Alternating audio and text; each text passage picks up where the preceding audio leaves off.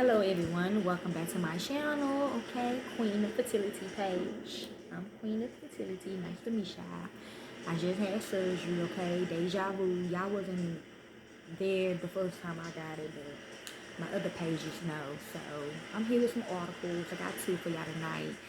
I'm still possessed, okay? So I'm gonna have to take care of my health and get back on my schedule.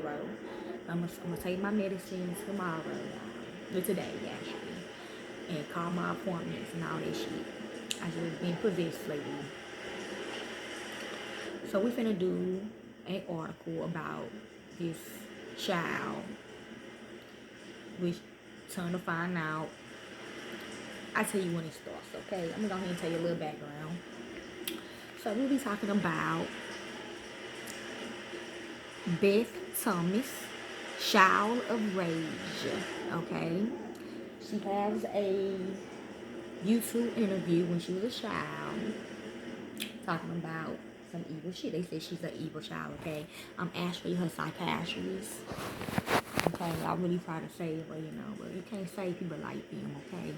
So later on in life, she found me again in like 2021. After they killed Michael or whatever, I got trafficked, she sold me to her type shit, But she got an interview as a grown woman talking about me. She turned me into a kid or whatever. I lived with her for a few months or a year until I committed suicide. If you subscribe to my page, Demon Slayer 33, I made a video about I'm finna commit suicide. I had to commit suicide just to get away from her. Okay, she really is living in her name. Okay, so we're finna begin. Y'all don't know what she looked like. I'm finna show you, and I'm gonna show you how she looks now. She's gone though. Okay, she tried to come back and get me again, but my daddy's doctor. Okay, this is the child. This is her. Okay, and they say this is how she's supposed to look, but I'm gonna show y'all how she really. It could be her though. Okay, I'm gonna do that at the end. So we finna begin. We can break. I'm finna break the codes if I see any. Okay, so let's begin. In 1990, HBO released a documentary on Beth Thomas, a 6.5-year-old girl. The documentary, called Child of Rage, was extremely shocking. It included footage of Beth describing in details and without emotion abuse that she experienced and that she inflicted upon others. Okay, so she must have read this or whatever, or she must know this, okay, about herself. Cause in the video, she's talking about me. She like showing emotion and shit, okay? But it's fake though. Even though she's still trying to persuade me to feel her pain, or she's just trying to be sweet to me. And sometimes it was, sometimes it don't. Cause when I was living with her, it still wasn't good though. She was giving me the life or whatever, but she was still doing cruel things to me, like showing me videos of my daughter dying, my family member dying, having my little cousin in the house with me and all that, okay? She struck her brother with pins. When it says she stuck her brothers with pins, talking about black people. She killed baby bulls, black people. And she even had intentions of killing her parents, the Most High, Kali Ma, his wife, okay? You can still access this documentary on YouTube, but I should warn you, it's hard to swallow. I didn't watch that interview though. I just watched the updated interview of her. Child of Rage gave an insight into seriously disturbed children before cruel crime became trendy. Okay, cruel. As psychologists look at Beth's case then and now, we can see just how dangerous abuse and neglect can be when experienced as a young child, okay? Black people won the world, okay? Being kings and queens, okay? But we can also see that it is possible to develop a conscience and overcome even the most horrific of struggles. Okay, that's what I thought. That's what I was trying to tell her. Okay. Child of Rage, 1991. Them dates fade, just added up. 2017. Some will go on one, could be significant. Okay. Where is Beth Thomas today? As a quick point of reference, you can see Beth Thomas now above. She is currently a nurse, who she did say that in her video, she was a nurse, and has written a book about her experiences. After going through therapy, this Child of Rage is a successful story of someone who has recovered from reactive attachment disorder. Okay. I don't know if I don't think we ever put her. I don't think we ever assassinated her though. But reactive. Okay. Maybe she doing the same shit again. Okay. What happened to Beth Thomas? Thomas experienced severe trauma in the first 2 years of her life. At the age of 1, her birth mother passed away. Okay, I guess so. I guess she did not want the real Most High and his wife, the real mother, help. Okay, Mother Nature. Okay. She and her younger brother were left with her birth father. Okay.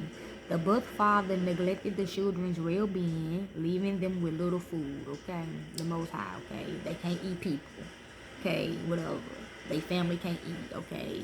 The mama and if her real mama and daddy can't eat, then how the fuck she gonna eat? You know, type of shit. So kids, them type of kids will get upset at the real Most High. Like, why are you telling us we cannot eat what we want to eat? We want to eat child. So that's probably what they also mean by reactive, okay? Zombies, okay? Whatever. Okay. The birth father neglected the children's well-being, leaving them with little food, okay? He also routinely, physically, and sexually abused Beth, okay? They say he raped her and all that. The Most High raped them, right? Really? Okay, he abused them. Like Marv James said in his interview, I had a father that beats me, okay? Like, because y'all was misbehaving, okay? But whatever. That's abuse to them. Sexually, I don't know what they mean by that. But also, they said that sexually, when they kill and eat people of our kind, they get off on it, okay? So, or they thought he got off on that, Most High, okay? In 19 months, Beth and her brother was adopted by a pastor and his wife, okay? The couple did not know the extent of the abuse until Beth started displaying psychopathic symptoms. Let me click on this right quick, see what these symptoms are. They said a psychopath, a sociopath, interchangeable, okay, crazy, okay, okay, see, inaccurate sense of self, okay, that's one of the symptoms. Lack of empathy, psychological personality traits, negative affectivity, atonism, attention seeking, no moral compass, unusual behavior, forming bonds, aggression, okay,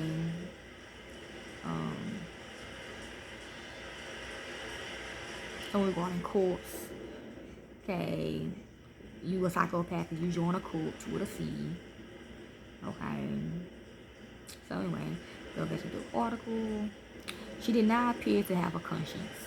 She acted out sexually and abused her brother as her father abused her, okay, because she was raping kids too, okay, because she thought he was raping her, so she wanted to do the same stuff he was doing, like beating on other kids, okay. Her adopted parents eventually would lock Beth in her room every night and sought out help for her condition, okay. She could be talking about Mr. Barker Clive, okay.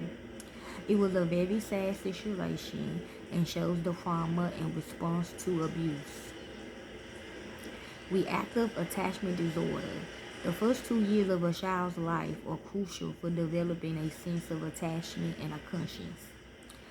Beth and her, yes, I did, yes, I discovered all that in her brain, okay.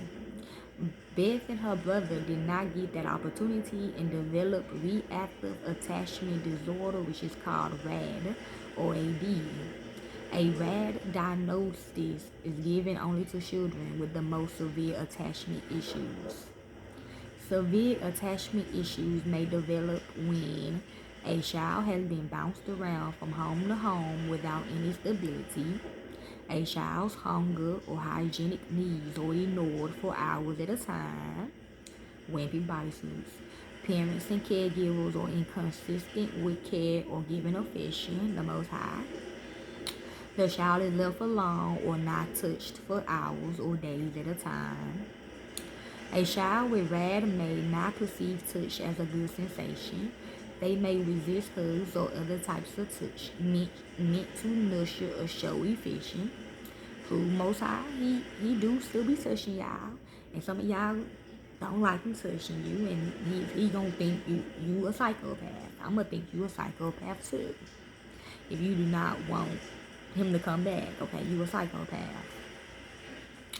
They may also display more affection towards complete strangers than to their parents or primary caregivers. Other symptoms of RAD include severe temper tantrums, troubling, disobedience, or manipulative behavior. Not all children with RAD will set out to harm younger siblings or baby animals, as Beth did during her childhood.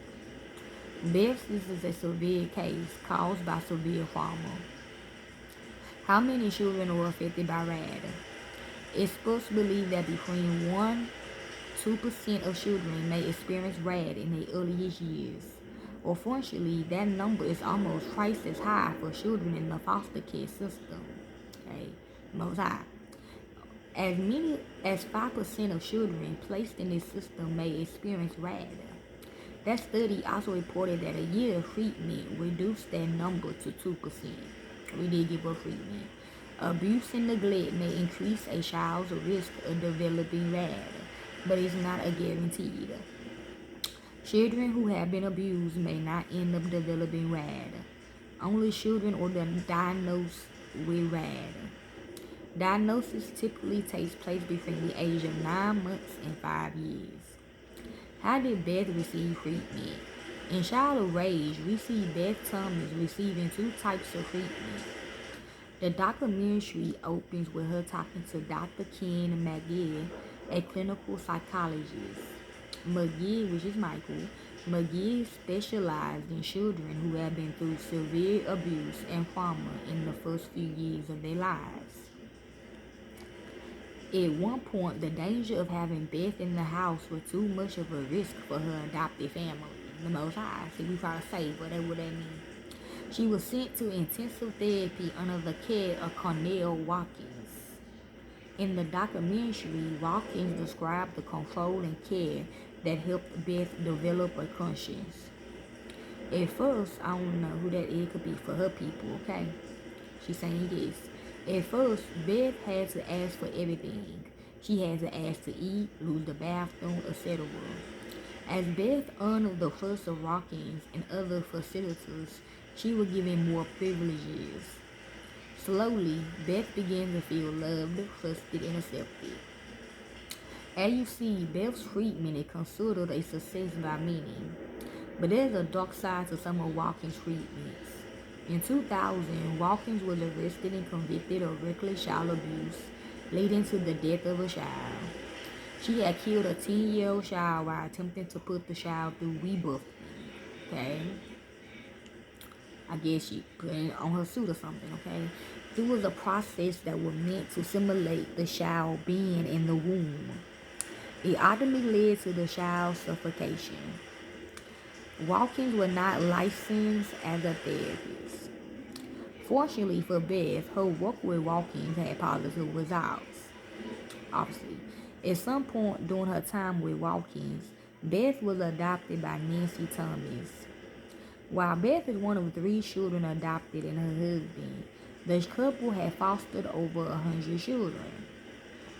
Many of these children were emotionally disturbed like Beth. Okay, I could be Nancy, I don't know.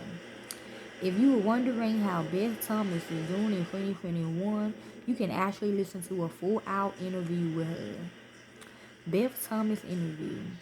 Beth was able to attend public school and eventually studied to become a nurse. According to Nancy, Beth now works in a neonatal intensive care unit. Okay, so we're going in babies. Maybe she killed babies or something. This unit contains some of the most fragile and smallest humans. Beth's ability to work in this unit is a true testament to her recovery and treatment. Nancy started families.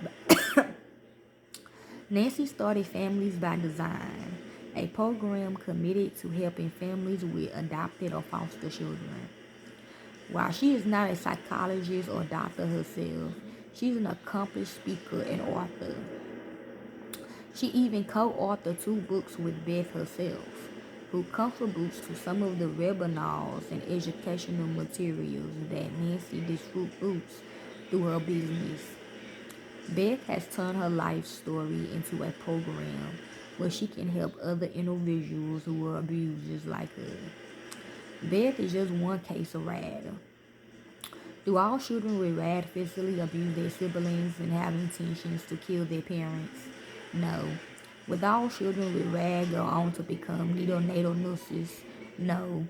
Beth Thomas is just one child who have gone through child abuse and received treatment for reactive attachment disorder.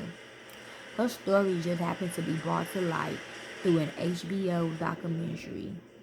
Connections with Conscious-Phobic Therapy and the ultimate story of hope. Additional RAD case study. We may see another case like Beth Thomas as the subject of an HBO documentary in the future. Until then, the best place to learn about RAD is through other cases of reactive attachment disorder. Zombies. Case studies that we ain't gonna lie, we have been recreating a lot of zombie movies lately because a lot of zombies been trying to come out. And ain't gonna lie, when I do it, I get major downloads. Case studies illuminate just how fragile and complicated RAD can be. Take this case from 2019. A 4-year-old adopted child had been displaying symptoms of RAD for over 18 months. These symptoms included, this coming talking about me, behavioral discontrol, emotional dysregulation, anxiety, hyperactivity and inattention, obsessions with food, attachment issues. Alongside RAD, the child was given a diagnosis of ADHD. Additionally, psychiatrists diagnosed the child with DMDD, PTSD, anxiety, and a mood disorder. That's what they did for me. These professionals believe medication will relieve the child's symptoms. She even told y'all that in the interview that she would put me on medicine. The child began to take gonophosin, fluoxetine, methylphenidate, emphasizing salt, quilapine, I'm still on that, epozola, and duodazine. Medications were not all taken stimulatively. Food. They did not elevate the child's symptoms. Risperidone appeared to work, but only after increasing the dosage multiple times. Okay, I still do get it, and they do be dosed. They still be, I'm increasing it. I'm on 100 right now. I don't take them every day. After the child stabbed another, sometimes I just need to sleep. After the child stabbed another child at school, they were taken to inpatient care, and another course of treatment was considered. The study ends with the child's admittance to the inpatient child psychiatry unit. I did stab Shanisa. Okay, she let me know. Okay, if RAD is left untreated, psychiatrists typically diagnose children under the age of 5 with RAD. That doesn't mean RAD goes away when the child turns 6 years old. If left untreated, RAD symptoms can become dangerous activities. Adolescents and adults with undiagnosed RAD may be mistaken as psychopaths, sociopaths, or simply reckless people. Children do not develop a sense of empathy until the age of 7 or 8. Children with RAD may not develop a sense of empathy at all. Their delayed development may result in the inability to first feel compassion or experience remorse for bad behavior. And that bad behavior may become more and more dangerous if no intervention is taken. It's not uncommon for adults with undiagnosed RAD to engage in many reckless behaviors or fall into substance abuse.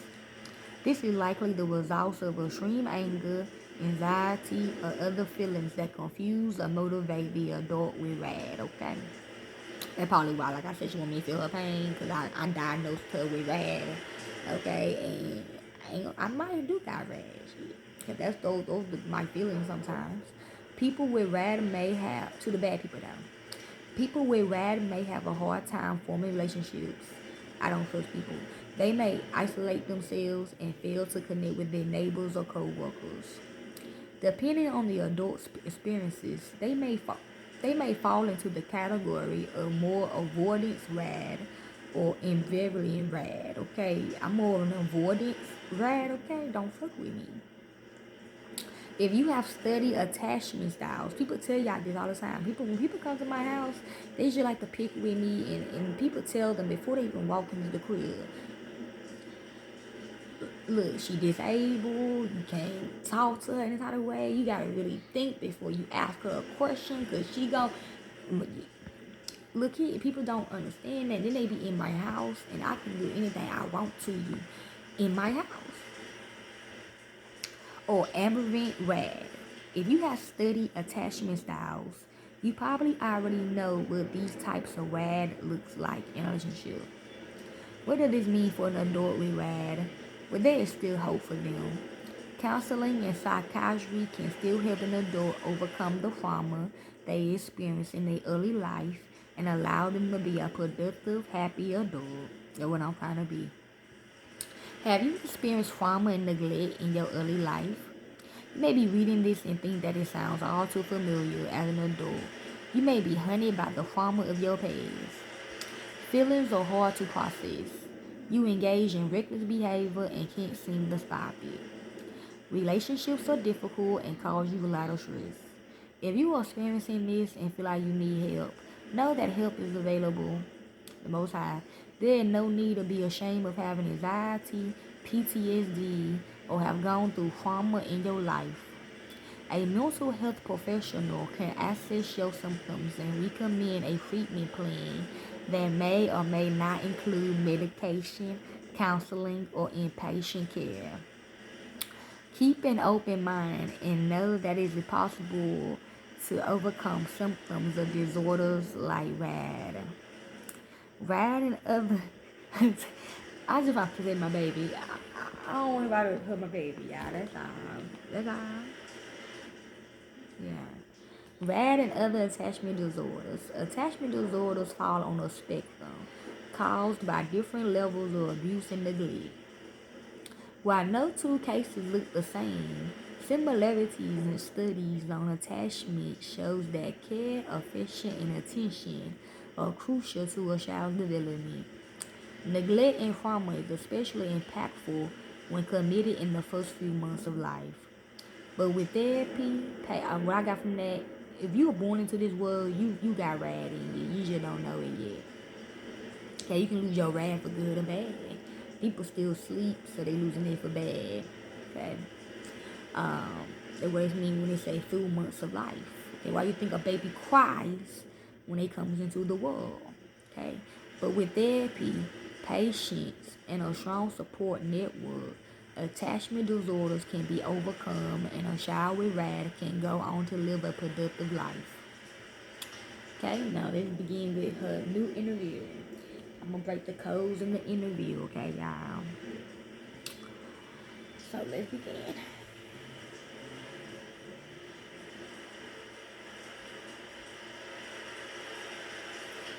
I just had it, now I gotta find it again. Oh Lord. There we go. I'm gonna put it in the description as well in my video. That I had to do it, y'all.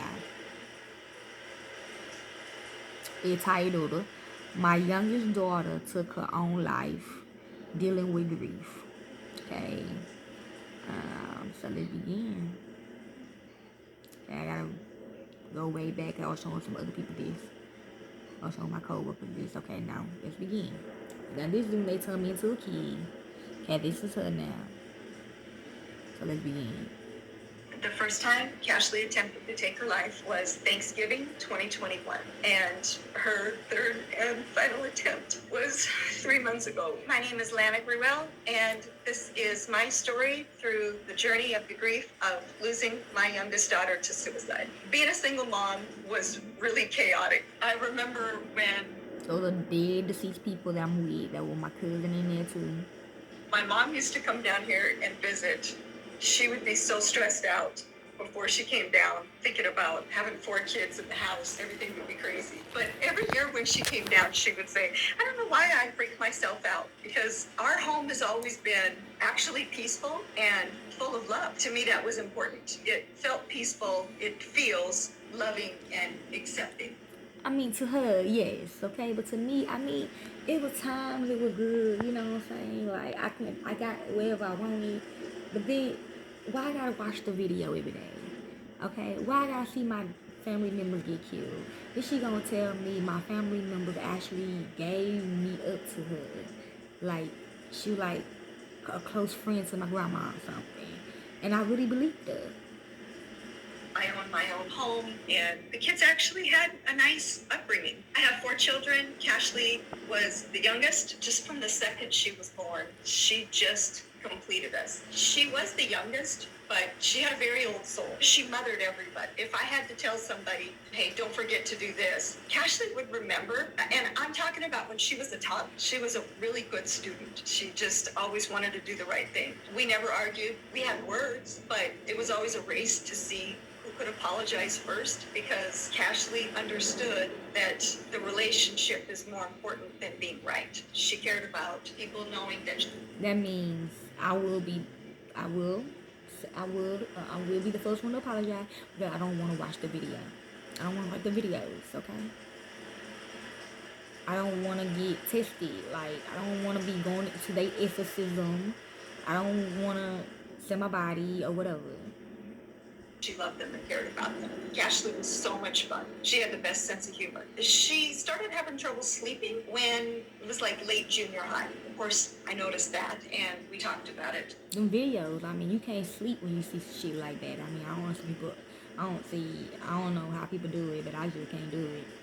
And then it got worse in high school. She remembered something that had happened when she was a child that was traumatic. I told her that I would do whatever she wanted to do. See about Jill, okay? That was the first one she made me watch, Little Kid. And she talking about, I really believed it though. Because you were a friend with my grandma, then I know you godly, right? You from the Most High, right? She wanted to go to the police, we'd go to the police. If she wanted to talk to a therapist, that's what we do. If she wanted to tell me, she could tell me. As parents, it's our job to keep our kids. I know Jeffrey Dahmer, her brother, so he was still like he the one who was my therapist, and Mr. Stalin and them, yes, okay. Safe. I was always really careful about who came around our home when. Okay, the KKK. They was my therapist, like. I don't know. She said she gave me leeway, maybe. I don't know.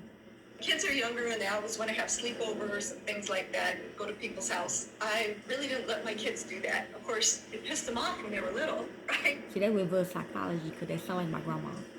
So they were like, okay, maybe you're right. Because everybody does it, Mom. But I let my guard down when it came to family. I did say I wanted to go visit my friends in Texarkana. No. And allowed someone to stay with us because they were family. Cashley was 8 when this happened, and this person was an adult in their 20s. I only knew what I saw, just this person's actions, and it was upsetting to me. Somebody going Shanice, okay? She ain't like Shanice now. None of them like Shanice, though, to be honest. But, yeah, when it comes to the stabbing incident or whatever. Upsetting. They do be letting me slide sometimes when it comes to Shanice, though. Gina, no. But Shanice, yeah. To the kids, so that person had to leave. That's all I knew. Cashley blocked it out. In her mind, it did not happen. It wasn't until she was in high school that she even started really mentioning that anything else happened. I knew I just was not the person qualified to help her through it. So I kind of let her come to me with what she needed at her pace. I regret that part. I didn't push. I feel like I really should have. She graduated from high school in 2020. That was a really tough year.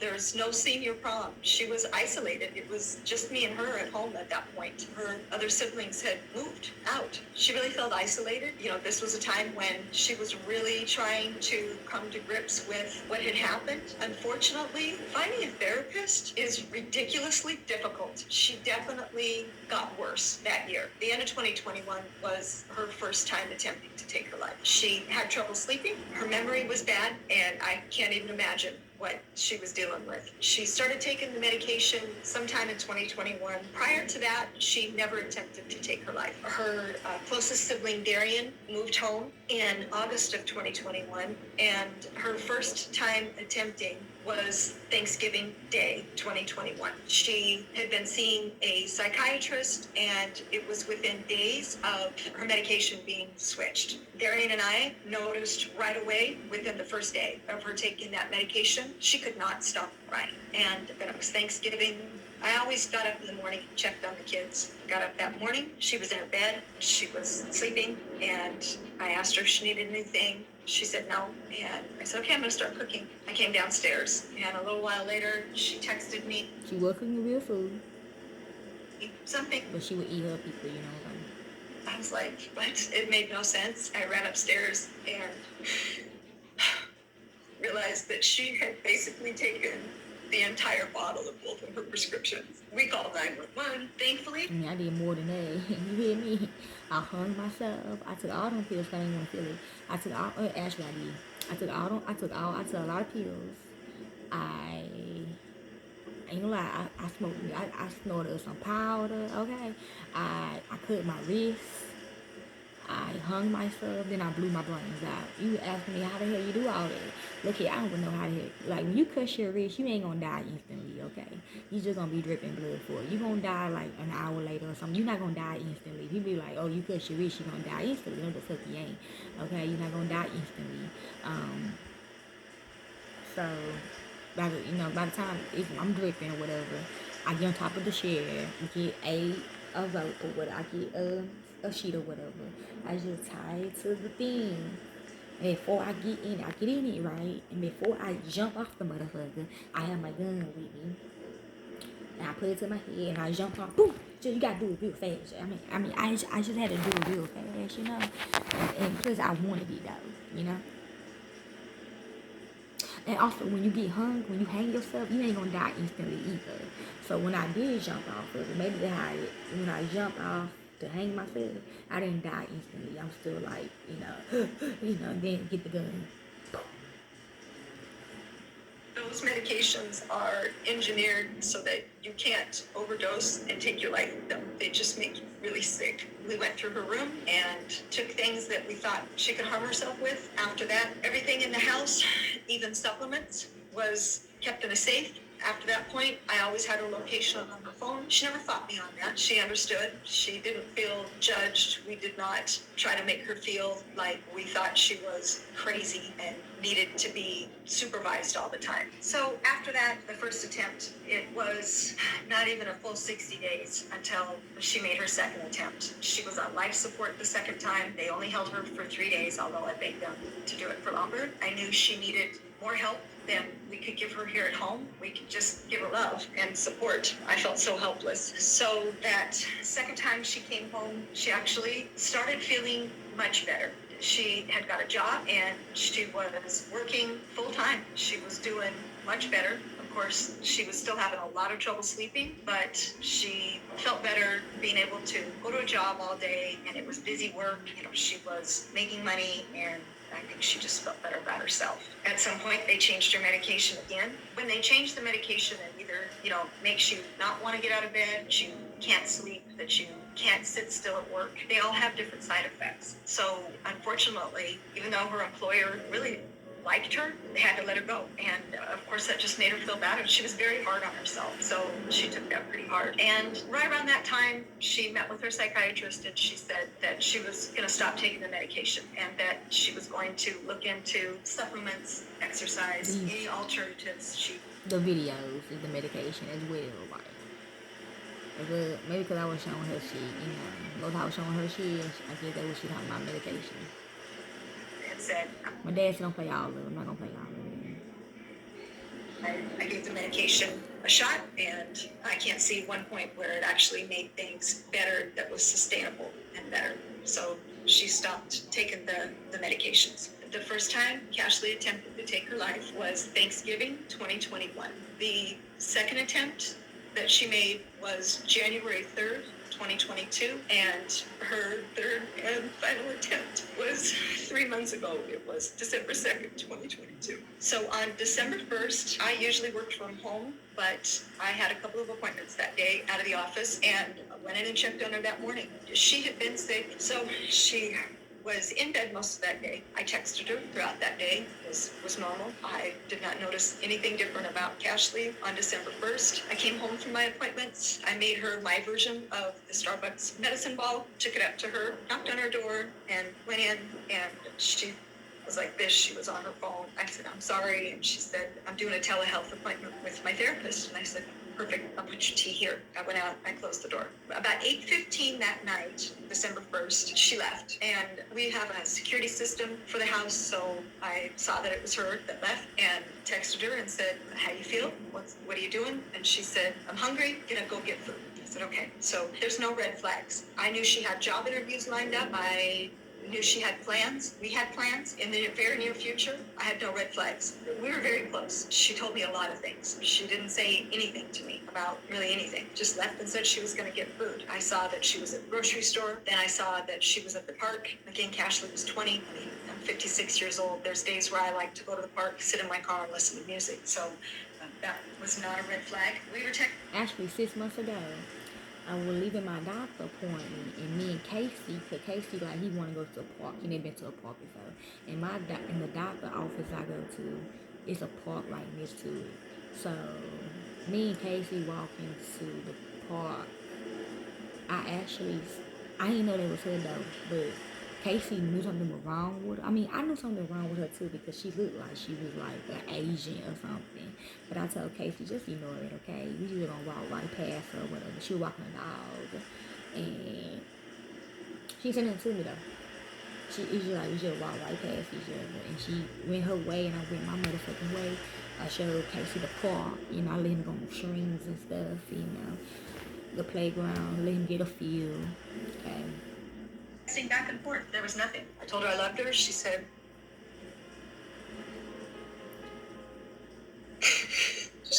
I love you too. I didn't go to sleep until I knew she was back home. She came home a little bit after 11. I went to sleep.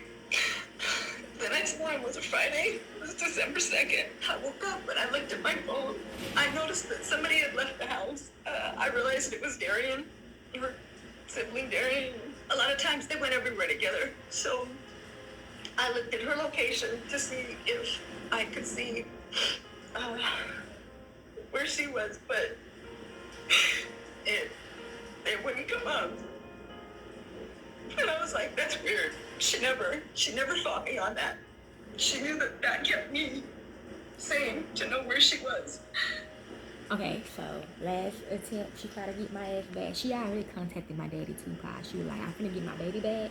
Well, she didn't say, oh, I don't know what the fuck. She said, you better have my dad. I don't know. She was like, I'm finna get my baby back or whatever. I'm finna come get her. And I have been hearing my songs. Like, she was in the car. I guess she was by my old house and see I was there no more. So she like, I will hear my song, Maya, Riding. Okay, it's a song by me as Maya called Riding.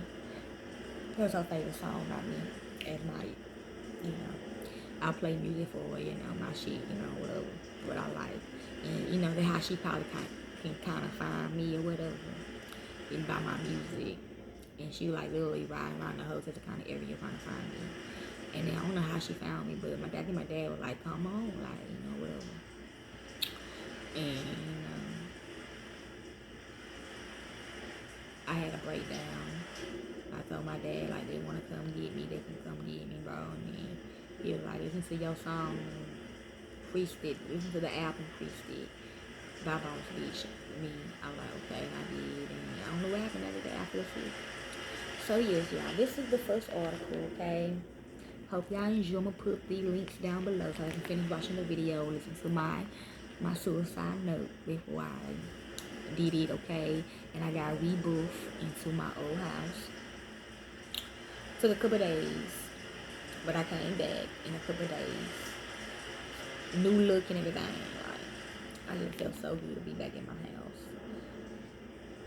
My old house. So I hope y'all enjoy this. I'm out. Peace. Next article won't be very interesting. See you there.